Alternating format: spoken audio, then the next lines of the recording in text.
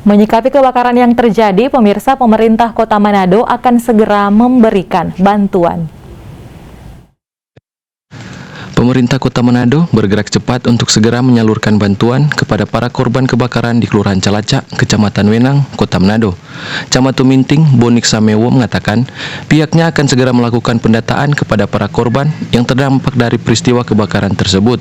Sekarang masih identifikasi pala juga kan masih sibuk, masih api masih ada ini, masih ada api. Yang pasti yang jelas selesai ini kita perintahkan kepala dan lurah identifikasi berapa jumlah kakak, berapa jumlah jiwa, dan berapa bangunan yang tertimpa musibah kebakaran ini. So baik yang ada di samping bantaran sungai maupun kios-kios yang ada di samping jalan ini. Itu. Diketahui, puluhan bangunan di Kelurahan Calacak, Kecamatan Wenang, ludes terbakar. Api yang diduga dari arus pendek listrik tersebut dengan cepat merembet ke rumah warga lainnya yang sebagian besar terbuat dari kayu. Eka Putra melaporkan untuk Kawanua TV.